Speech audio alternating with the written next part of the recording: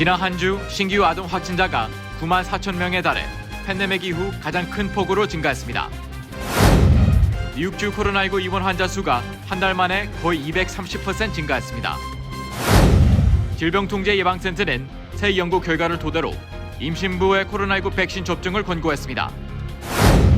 접종을 완료한 100만 명 이상의 미국인이 허가되지 않은 부스샷을 무단으로 투여받은 것으로 나타났습니다. 미국 내 주요 세계 항공사가 직원 백신 접종 의무화 규제를 내리지 않을 것을 발표했습니다.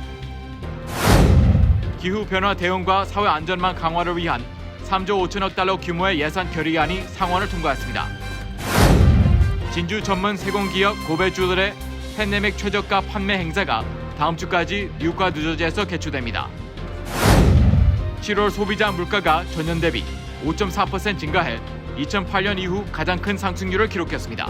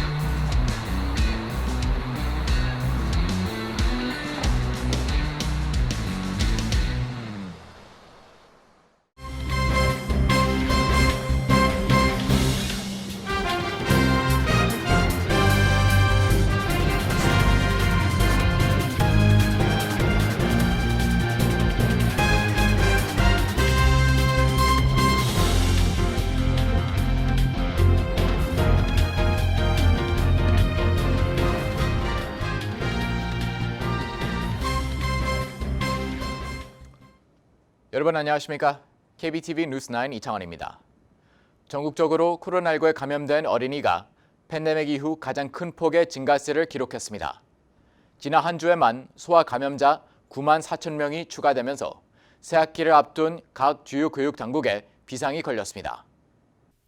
전미 소아과 학회와 소아병원협회의 어린이 코로나19 감염자 통계에 따르면 지난 한 주 동안에만 미 전역에서 거의 9만 4천 건의 신규 소아 감염 사례가 보고됐는데 이는 전체 확진자의 15%를 차지하는 것이며 그 수는 계속해서 증가하고 있습니다.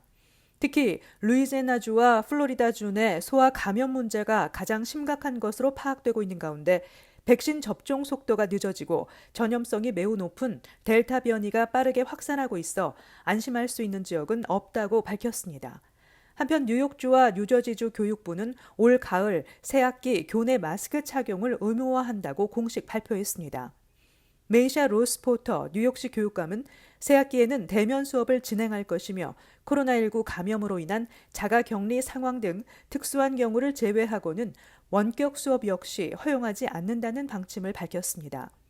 현재로서는 백신을 맞는 것이 최선의 방법이지만 12세 미만 아동에 대한 연방보건당국의 백신 접종 허가는 아직 내려지지 않고 있습니다. 한편 12세 미만에 대해서도 백신 접종을 허가해야 한다는 목소리가 높아지고 있습니다. 미국 소아과 학회 회장인 리 사비오 비어스는 식품의약국에 서한을 보내 12세 미만을 상대로 한 백신 접종을 신속히 승인할 것을 촉구했습니다.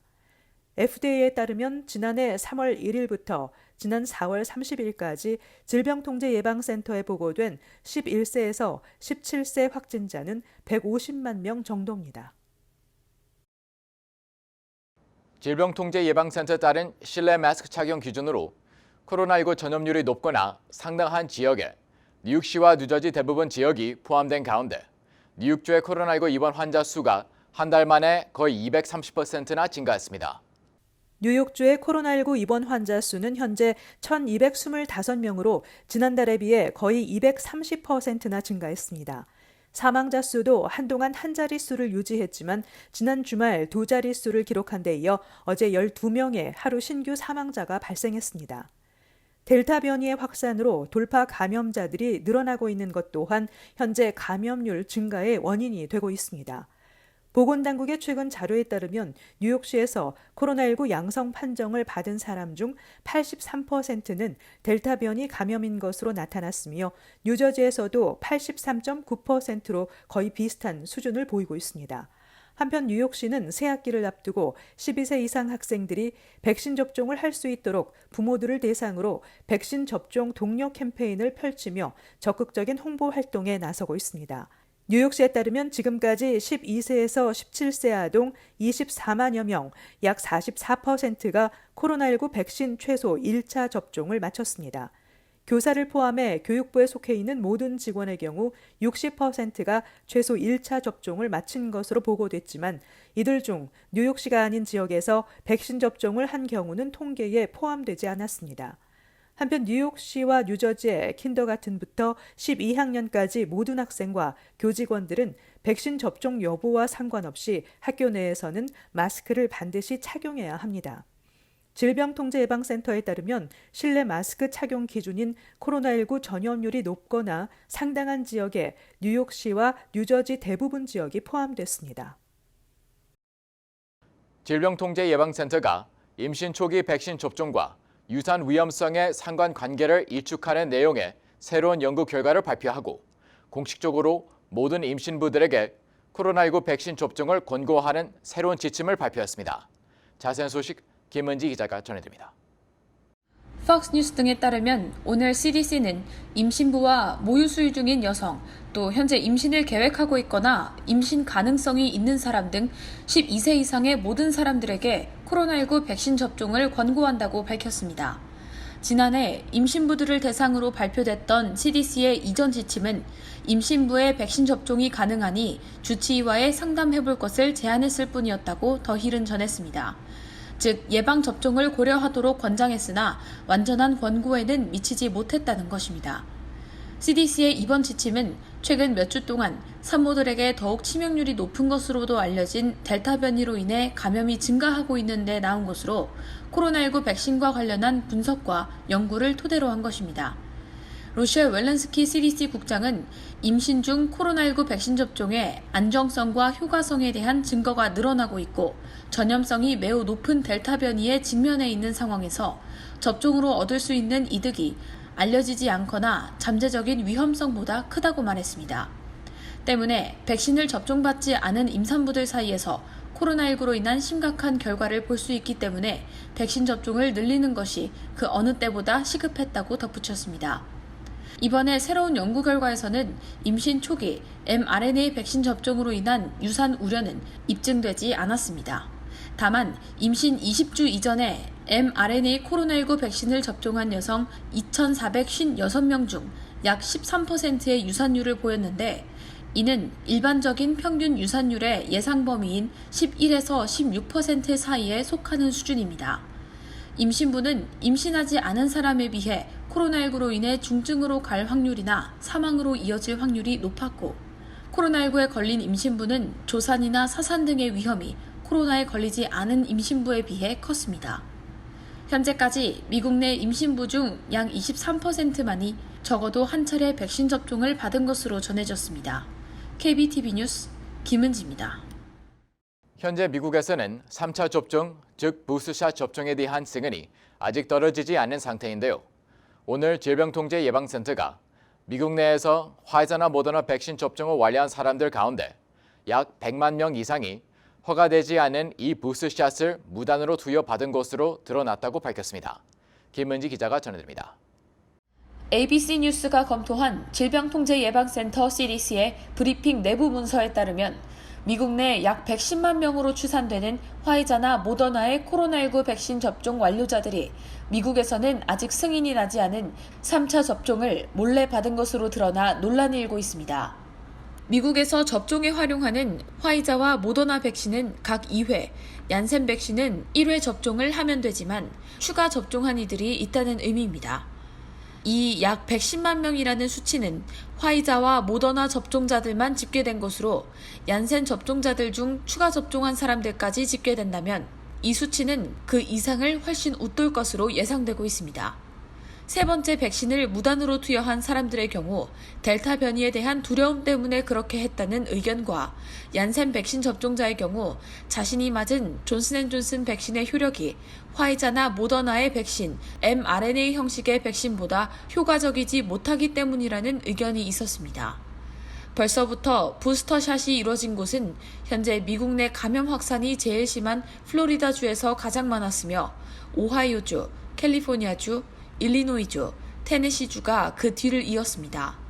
추가 접종자들이 어떤 의사의 지시로 주사를 맞게 되었는지 등 접종을 받게 된 경로가 불분명해 추적 중에 있습니다. 현재까지 미 식품의약국 FDA는 65세 이상 고령자나 면역 취약계층, 또 초기 접종자 등을 중심으로 부스터샷 계획을 마련 중에 있으며 이르면 9월 초에 이 계획을 발표할 것으로 알려졌습니다. 최근 세계보건기구 WHO가 세계 각국 인구의 10%가 백신을 맞을 수 있도록 내달까지는 부스터샷 접종을 중단해달라고 요청했지만 미국 정부는 FDA에서 결정하면 추가 접종을 진행하겠다는 입장으로 미국의 부스터샷 접종 개시가 임박한 분위기입니다. 아울러 이스라엘은 노년층의 부스터샷 접종을 시작했고 독일과 러시아, 영국 등은 일부 국민에 대한 추가 접종을 승인한 상황입니다. 한국과 일본도 부스터샷 접종을 검토 중에 있습니다. KBTV 뉴스 김은지입니다. 직원의 백신 접종을 의무화하라는 사회적 압력이 커지며 기업들이 갈림길에 놓인 가운데 미국 내 주요 3개 항공사가 백신 의무화 지침을 실시하지 않을 것을 발표했습니다. 김현지 기자의 보도입니다. 사우스웨스트, 아메리칸, 델타 등 주요 항공사들은 직원들의 백신 접종을 의무화하지 않을 것을 발표했습니다. 사우스웨스트 항공사 최고 경영자 게리 켈리는 델타 변이에 대한 우려가 크며 계속해서 직원들의 백신 접종을 적극 장려하겠지만 의무화 조치는 내리지 않을 것을 밝혔습니다. 아메리칸 항공사 최고 경영자 덕 파커 역시 가능한 최대한의 장려책을 펴겠지만 의무화는 시행하지 않을 것이라고 전했습니다. 그는 앞서 백신을 맞은 직원에게 내년 휴가를 하루 더 늘릴 것을 약속했습니다. 한편 델타 항공사 최고 경영자 에드 베스처는 의무화 조치를 내리지 않은 현재 직원의 75%가 접종을 마쳤다고 보고했습니다. 지난 5월 델타 항공사는 신규 채용 직원의 한정에 백신 접종을 의무화할 것을 선언했습니다. 반면 지난주 항공사 최초로 전 직원의 의무화 지침을 발표한 유나이티드 항공사는 10월 25일까지 백신을 접종받지 않은 직원들에게 해고 조치를 내릴 것을 선언했습니다. 한편 오늘 패스트푸드 전문점 맥도날드가 직원들의 백신 접종 의무화를 선언했고 앞서 시티그룹, 구글, 월마트, 타이슨푸드 등이 의무화를 발표했습니다. 하지만 맥도날드와 월마트 등은 사무실 직원에만 이를 적용해 정작 필요한 매장 직원은 해당되지 않는다는 한계가 있습니다. 이 밖에 많은 기업들은 백신이 식약청의 완전한 승인을 받을 때까지 규제를 미루겠다는 입장입니다. 바이든 대통령은 지난주 직원의 백신 접종을 의무화하는 기업들을 지지할 것을 선언했습니다. 오늘 바이든 대통령은 유나이티드 항공사 최고 경영자 스캇 커비를 비롯해 접종 의무화 지침을 내린 학교 총장 등과 함께 백신 접종 장려책에 관한 화상 미팅을 진행했습니다. KBTV 뉴스 김현지입니다. 기후변화 대응과 사회 안전망 강화를 위한 3조 5천억 달러 규모의 바이든 행정부 예산 결의안이 상원을 통과했습니다. 3조 5천억 달러 예산 결의안에 대한 상원 표결에서 공화당 상원의원 49명이 모두 반대표를 던졌지만 민주당 의원 50명 전원이 찬성하면서 결의안이 상원을 통과했습니다. 상원은 어제 여야 초당파 의원들이 마련한 약 1조 달러 규모의 인프라 예산안을 표결에 붙였고 해당 예산안은 찬성 69, 반대 30으로 통과됐습니다. 한편 공화당 상원의원 46명은 공개된 서한에서 부채 한도 증액을 지지하지 않을 것이라고 경고했습니다. 미치 매코넬 상원 공화당 원내대표를 비롯해 준 슌, 존 버라소, 로이 블런트 등 공화당 상원 서열 1위에서 4위 의원이 모두 동참했습니다. 공화당 의원 46명은 이는 민주당 지출로 인해 발생하는 문제라며 민주당은 이를 야기한 것에 대해 전적으로 책임을 져야 한다고 강조하며 민주당이 지난 3월 1조 9천억 달러의 코로나19 부양책을 단독 처리한 데 이어 3조 5천억 달러 인프라 예산안도 강행 처리하려는 것을 비난했습니다. 반면 민주당은 도널드 트럼프 전 행정부 시절 초당적 부양책을 비롯해 2017년 공화당의 감세 조치가 위기를 불러왔다는 입장입니다. 민주당은 3조 5천억 달러 규모의 인프라 예산 결의안을 공화당의 협조 없이도 가능한 예산 조정 절차를 통해 이번 주 통과시킬 계획이지만 부채 한도 상향은 이 결의안에 포함되지 않아 이를 처리하려면 공화당에서 최소 10표를 얻어야 합니다. 진주 전문 세공기업 고베 주얼리의 팬데믹 최저가 판매 행사가 다음 주까지 뉴욕과 뉴저지에서 열립니다. 특히 컬러 보석과 모인 사이트 등 여러 인기 상품들을 선보여 쇼핑객들의 관심이 모아지고 있습니다. 김현지 기자가 취재했습니다. 고베 주얼의 반지 천국이 다음 주까지 뉴욕과 뉴저지에서 무조건 판다 팬데믹 빅쇼라는 이름의 최저가 판촉 행사를 개최합니다. 지난 20년간 전문 세공해온 진주를 비롯해 한국에서 인기가 높은 루비, 사파이어, 에메랄드 등의 여름맞이 칼라 보석을 선보입니다.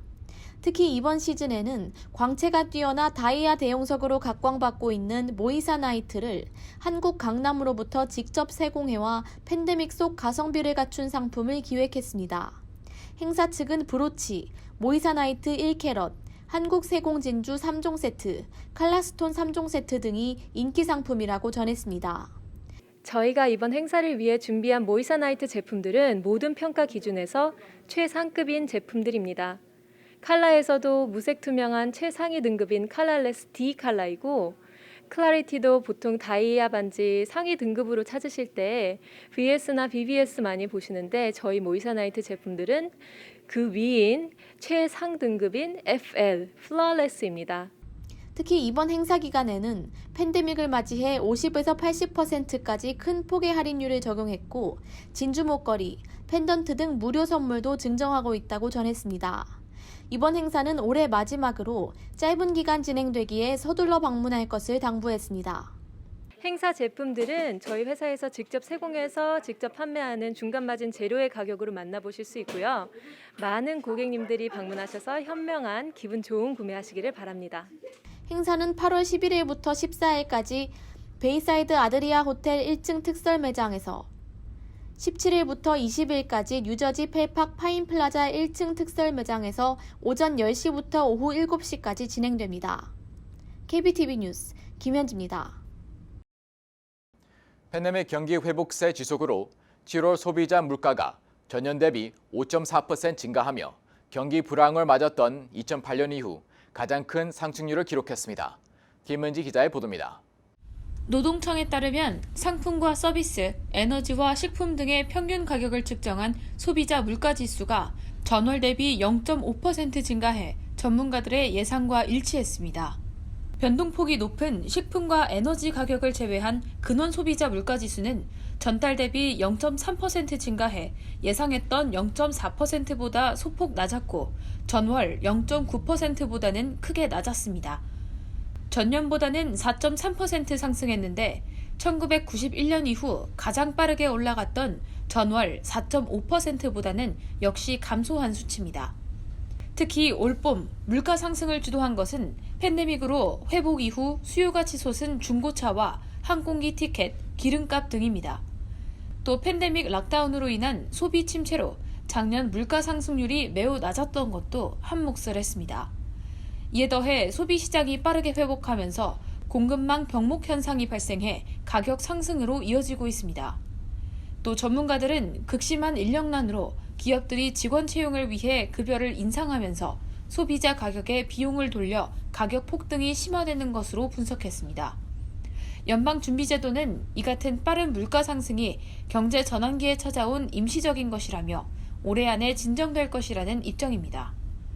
지난 1년 동안 연준은 금리를 0에 가깝게 유지시켰고 긴급 자산 매입에 월간 1,200억 달러를 풀어왔습니다. 지난달 94만 3천 개의 일자리가 창출되는 등 노동시장이 회복세에 접어든 가운데 연준은 앞으로 추이를 살펴보며 테이퍼링 등 실시 여부를 결정할 것이라고 전했습니다. KBTV 뉴스 김은지입니다. 뉴 밀레니엄 뱅크에서 SBA 론 빅 프로모션을 실시합니다. 첫째, 클로징 기준 융자 금액 3%의 SBA 보증 수수료를 면제해드립니다. 둘째, 향후 3개월 동안 원금과 이자를 대신 내드립니다.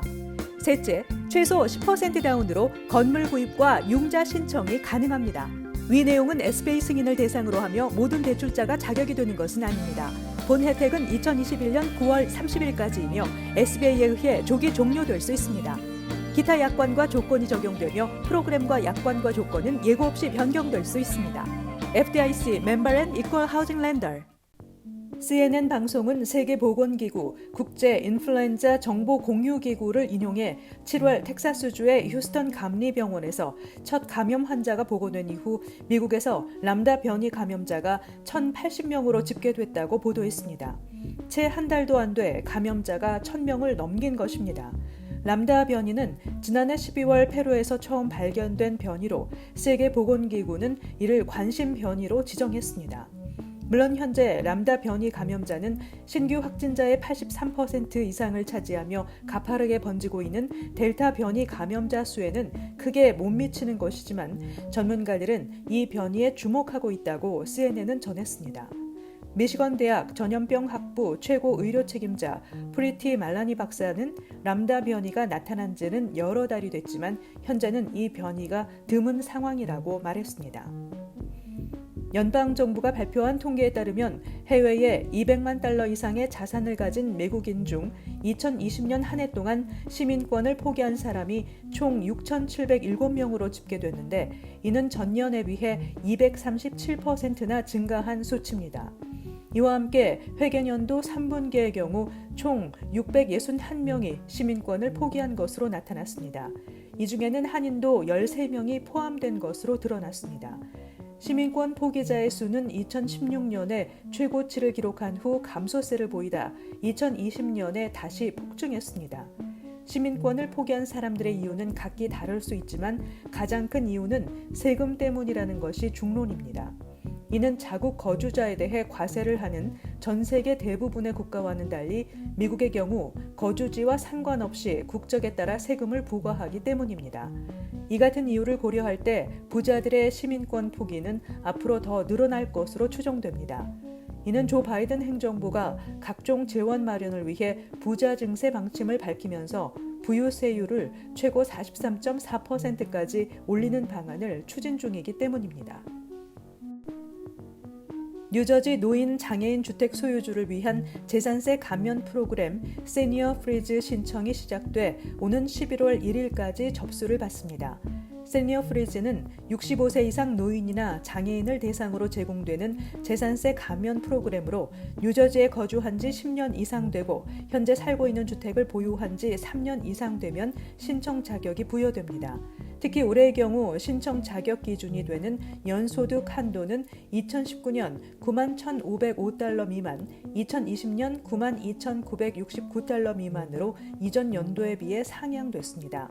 2년 전만 해도 연소득이 9만 달러가 넘으면 수혜 자격이 부여되지 않았지만 신청 자격을 확대한 것입니다.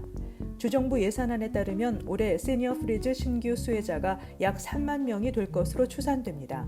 수혜자 상당수는 1,000달러 이상의 재산세 환급을 받을 수 있습니다. 주정부 자료에 따르면 2021-2022 회계연도에 시니어 프리즈 기존 수혜자 15만 2,935명에게 평균 1,404달러가 환급될 것으로 추산됩니다. 미 동부를 중심으로 한 청소년 단체 재미 차세대 협의회는 뉴저지주 클러스터가 매년 10월 21일을 한복의 날로 기념하기로 했다고 전했습니다. 한국이 아닌 외국에서 한복의 날을 선포한 것은 지난 4월 뉴저지주 테너플라이에 이어 클러스터가 두 번째입니다. 클러스터가 최근 시 차원에서 개최한 아시아 혐오범죄 반대 집회가 미국에서 두 번째 한복의 날 탄생의 계기가 됐다는 설명입니다.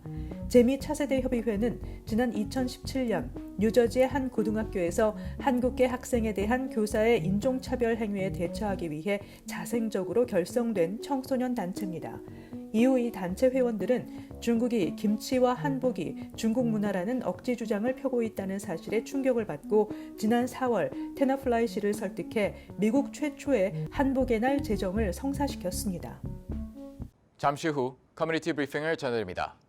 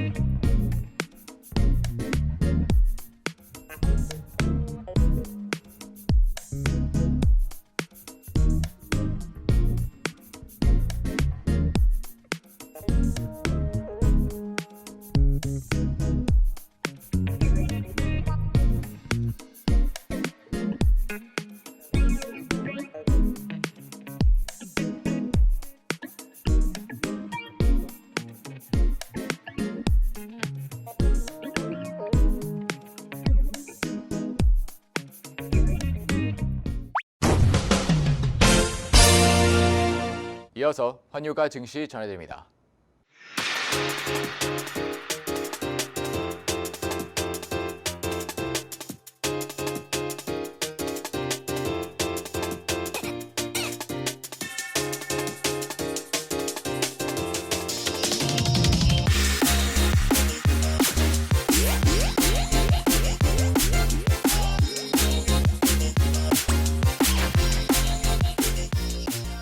잠시 후 뉴욕과 뉴저지 날씨 전해드립니다.